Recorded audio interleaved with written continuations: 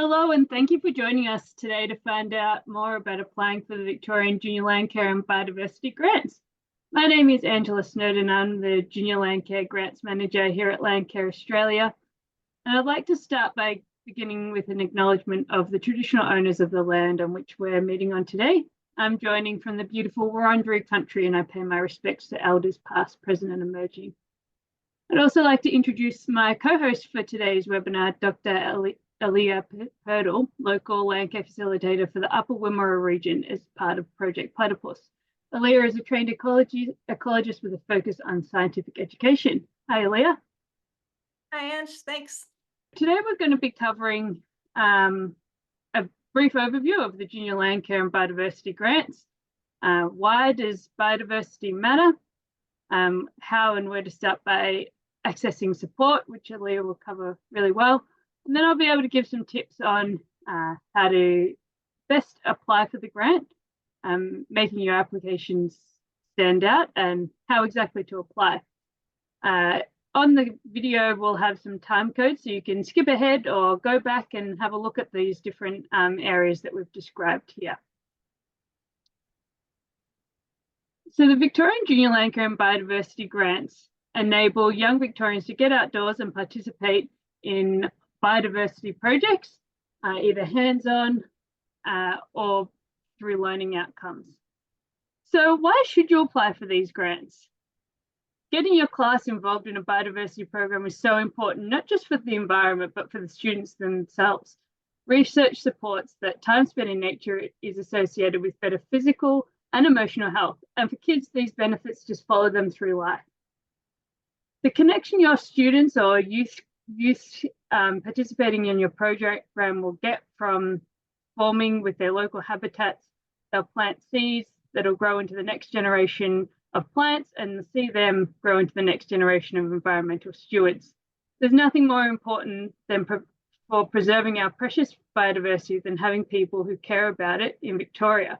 And that's what we're really aiming for with these grants, so that our precious native species, which are rapidly running out of habitat, can begin to grow again. The on-ground projects that you can undertake in your small patch can have a really big impact on the whole of Victoria. Every bit of habitat counts. So the Victorian Junior Landcare and Biodiversity Grants are all about giving youth their chance to participate in protecting their local biodiversity and inspiring them to grow into somebody who does and continue to value the nature of Victoria. These grants form an integral part of our state's overarching strategy to protect biodiversity, and that's all part of the Biodiversity 2037 plan that aims to ensure that Victoria's biodiversity is healthy, valued, and actively cared for. So in Victoria, and for those cross-border schools, all schools, youth groups, preschools, kinders, and junior landcare groups are invited to apply for a Victorian Junior Landcare grant to help our biodiversity. The grant is split up into two focus areas. One focuses on engaging biodiversity learning activities, and the other really getting our hands dirty and running on-ground projects. We'll give you some tips on how to approach each type or create a combination of both. The common theme for both focus areas is biodiversity. So before going further, let's talk about what biodiversity actually is. Simply put, biodiversity is the number and variety of native plants, animals, and other living things in our natural environment.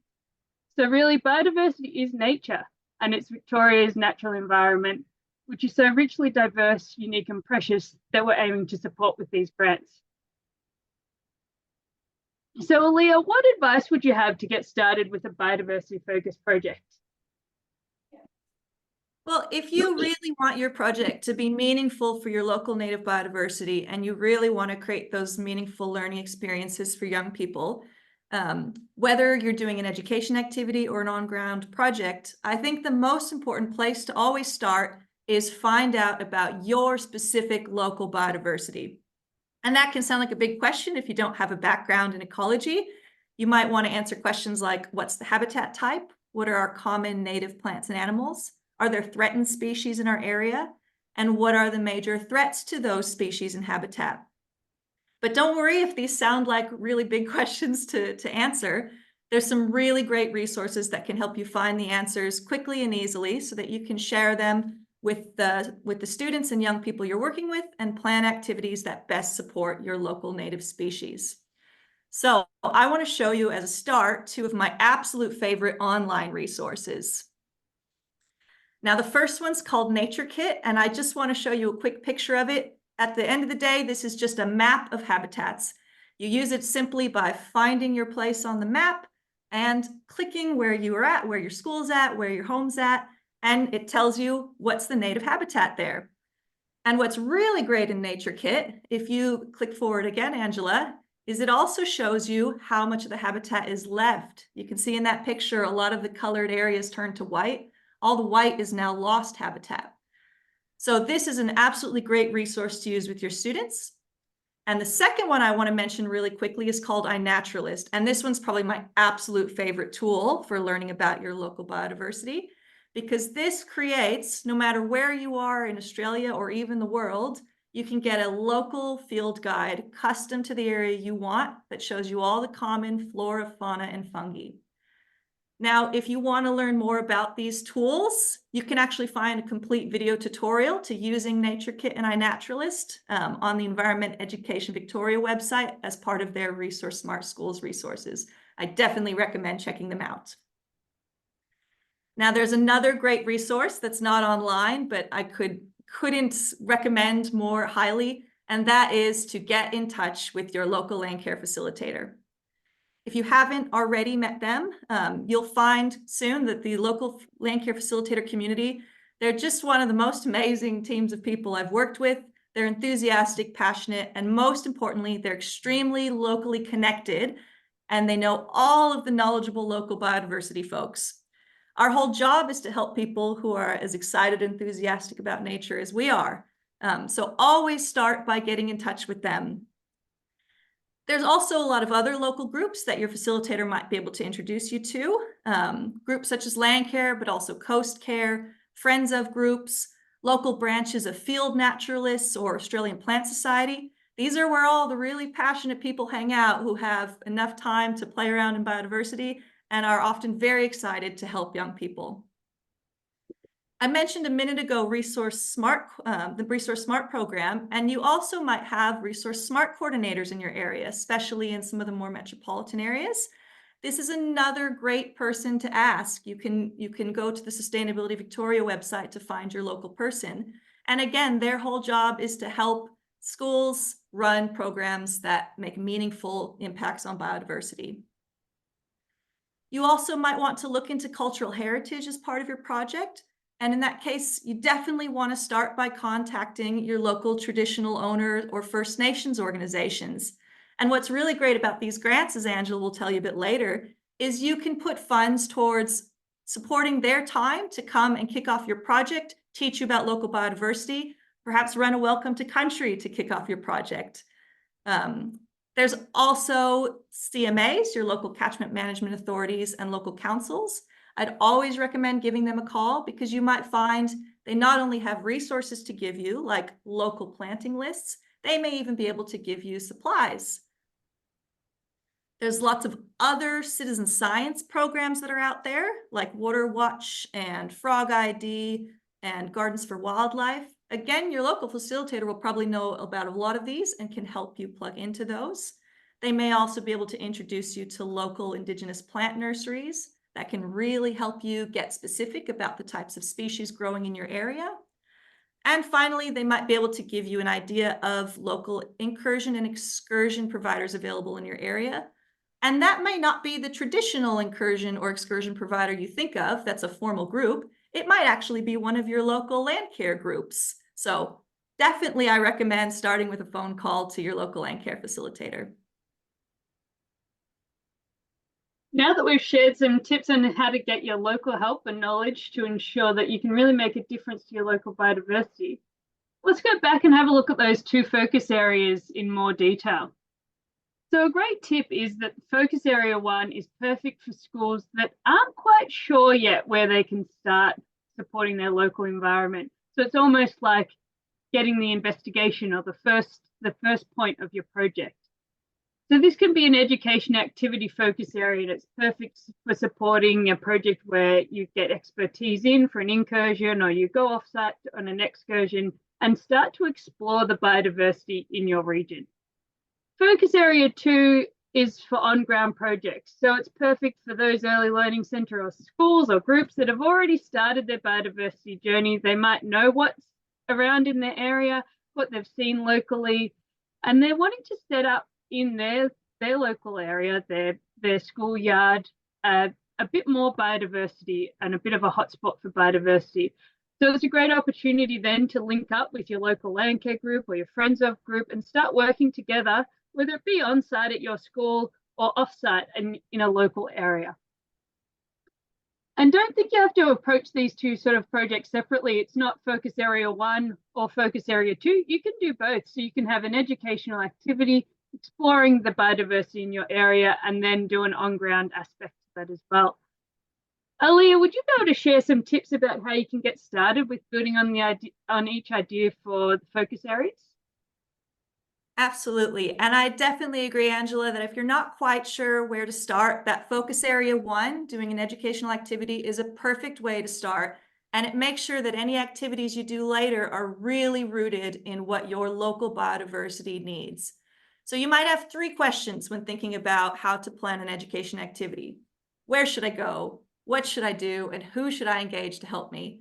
And the biggest tip to all 3 of those, once again, get in touch with your local Landcare Facilitator or Resource Smart Facilitator, or council or anybody local. Find that local person and ask their ideas, because they might be able to tell you a perfect local reserve to go to.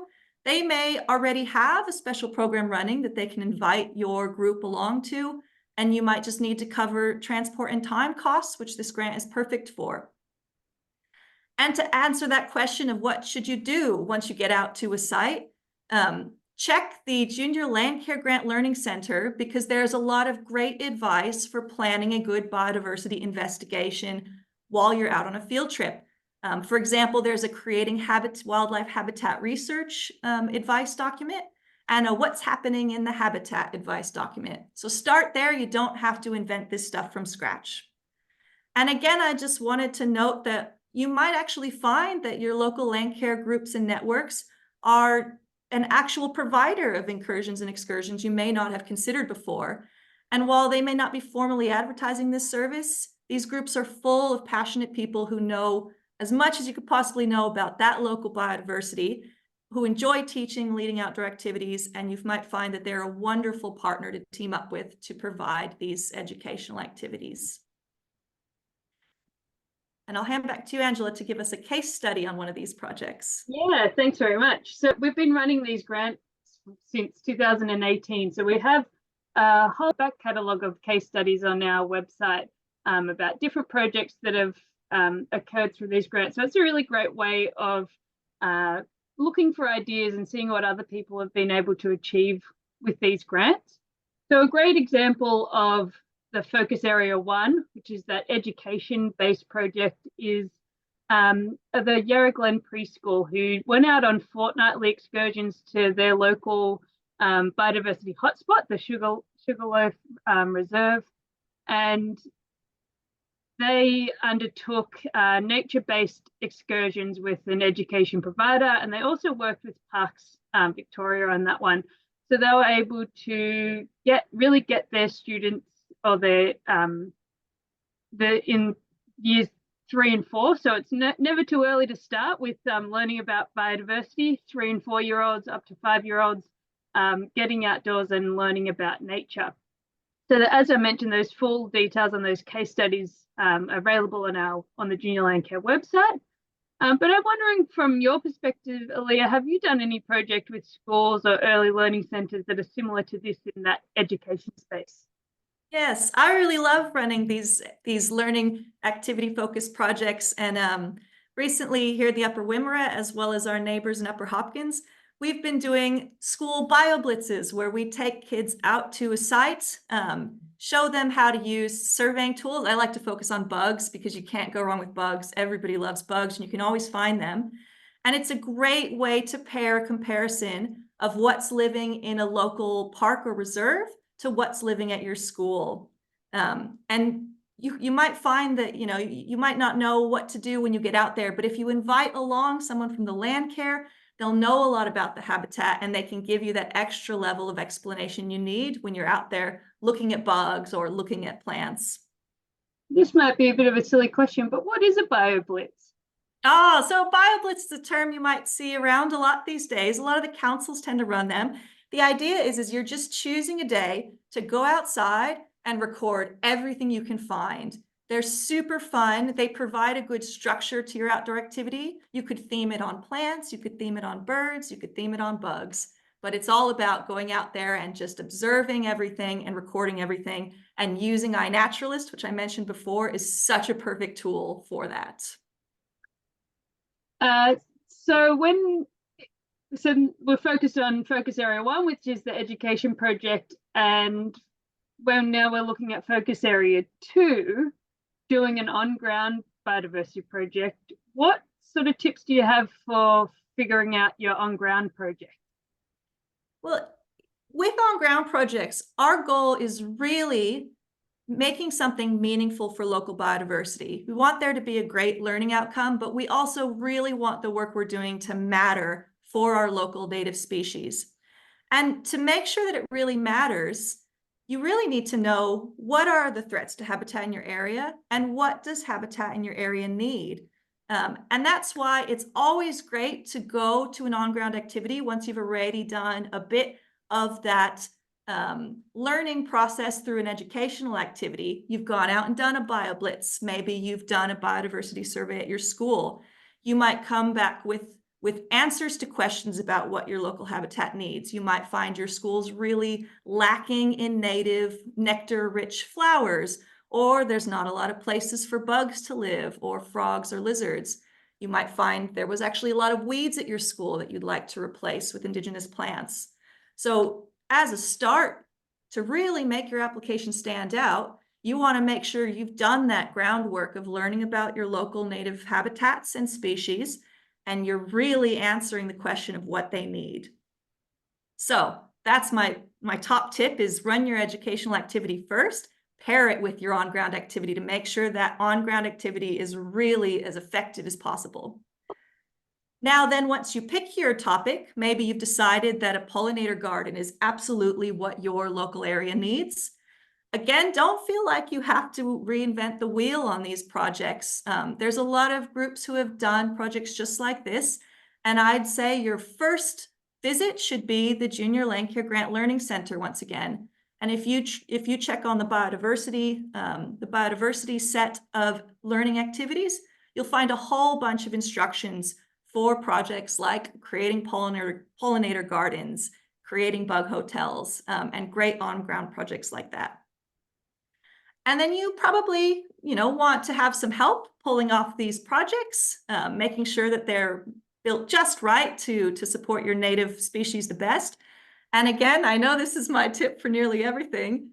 Always check in with your local Landcare facilitator, because you might get a lot of help from those local volunteers who want to come support your school to put in the pollinator garden or to establish the frog pond.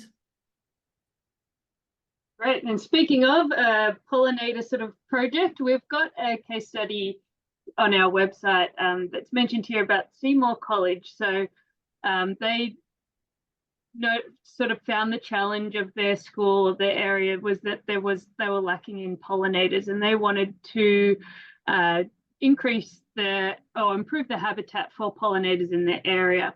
And part of the grant that they received was they worked with the local Landcare group, so made sure they were to help select the plants, as well as to help with the planting. So 100 students and staff came together with the local Landcare group to plant 445 plants, which was a great success for this project and improved that sort of habitat for the pollinators on their patch.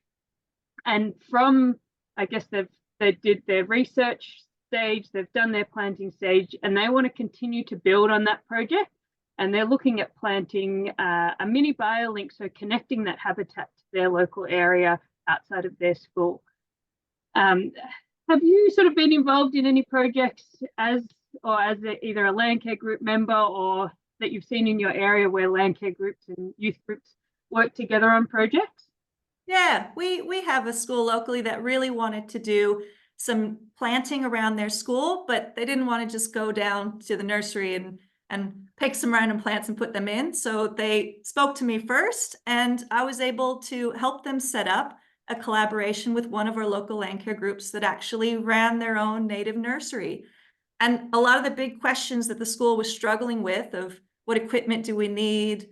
What are the right species? What are the timelines? When should we be putting seeds in? You know, when do we put them in the ground? These are all hard questions to know how to answer. But our Landcare group had all the answers ready in their pocket because this is their bread and butter. They have a native nursery. They are doing this stuff all the time.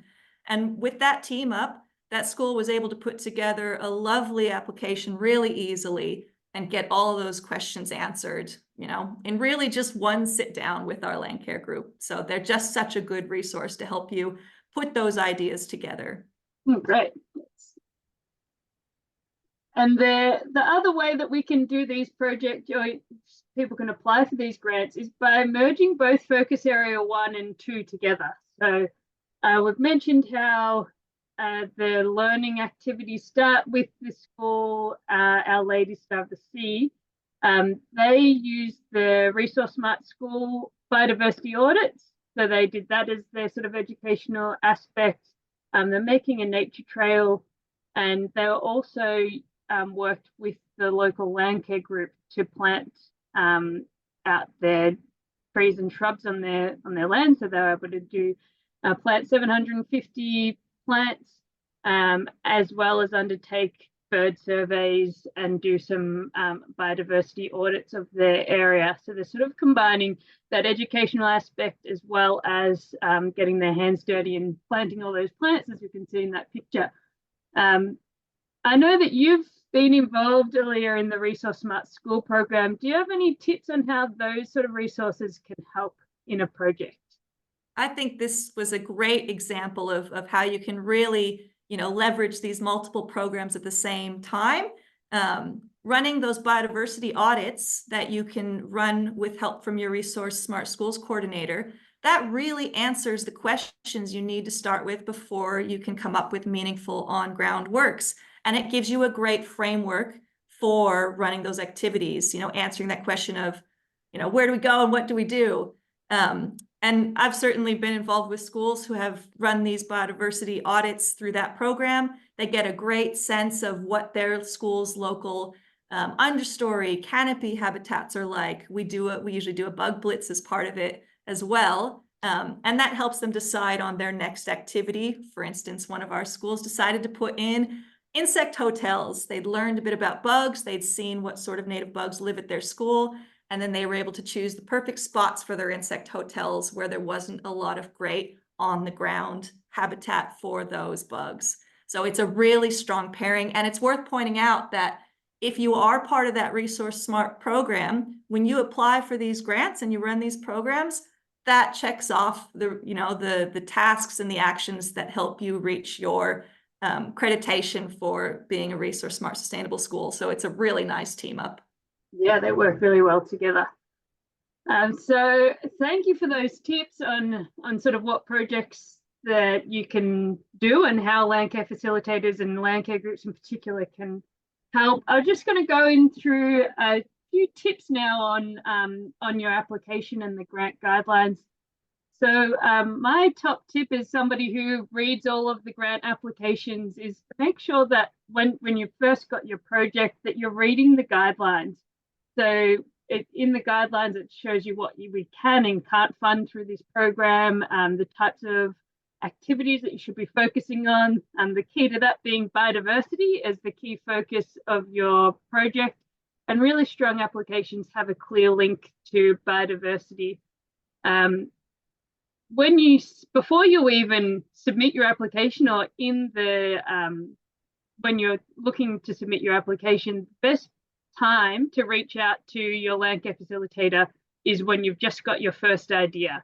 So getting to know the lay of the land of who your Landcare group is, who may be able to support you, what sort of local plants, if you're going to do a planting project, what plants are local to your area, is you sort of need to know at that starting point.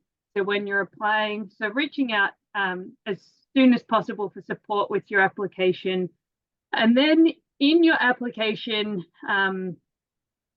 obviously we're only able to know the information that you provide in your application. So giving as much detail about what support you have and your project plan and how it really clearly linked back to biodiversity and the grant guidelines. So within the grant guidelines, we have the assessment criteria, and you may not be able to read it on this slide, so I'd recommend going into the guidelines themselves to have a look at that. But really, when you're writing your application, making sure that you're clear and concise and you address those criteria points. So the main one being that there's a biodiversity link, and we really want to ensure that the students or the youth within your group are engaged in the project, and that they're the key to this, and that they are going to be able to engage with nature.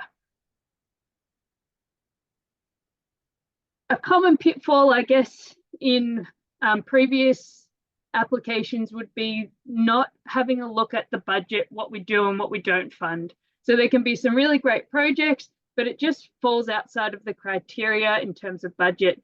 So I'll go through our top tips for the budget. And what's really exciting about this budget is that you are able to apply for things like bus hire. So if you were going to go on an excursion to your local park or centre, something like that, you can apply for bus hire funding. And you can also apply for up to $1,000 for CRT time. So that may be for having an accompanying teacher on those excursions, or for time involved in writing the application, or even the lesson planning for this grant.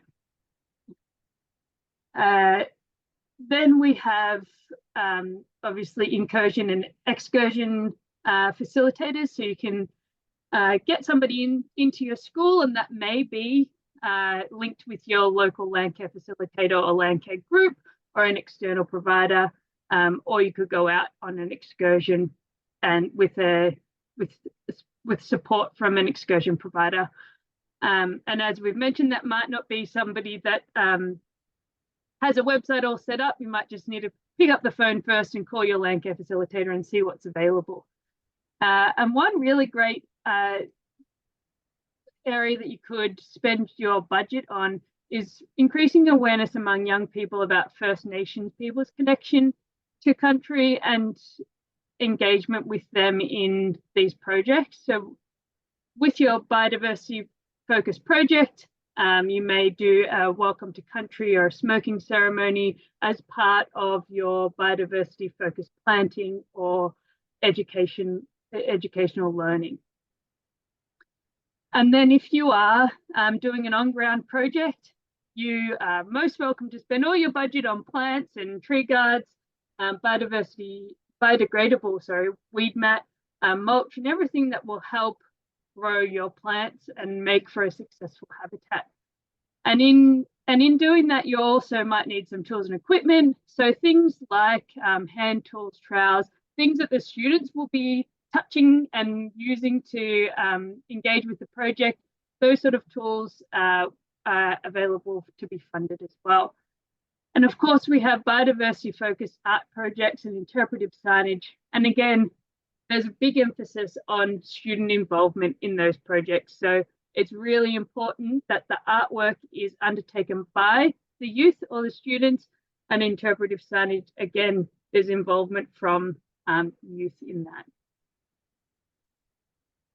So finally, I'll just give a couple of instructions on how to apply. So the applications are open, and you can find a link on how to apply on our website listed on the slide.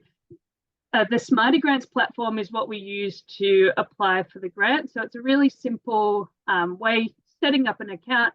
We do recommend that you apply with either your school or centre's admin email.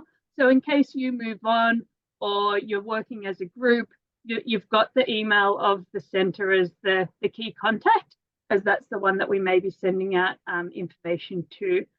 So once you've signed up to Smarty Grants, or if you've already got an account, you'll know how to use it, but it's a very simple online form and all applications are submitted through that online portal. So we wish you all the very best of luck with your grant application. I thank Dr. Elia very much for your time today in talking about biodiversity and how schools, youth groups, early learning centres and junior landcare groups can get involved in this program. Thanks, Angela, and good luck everybody with your grant applications.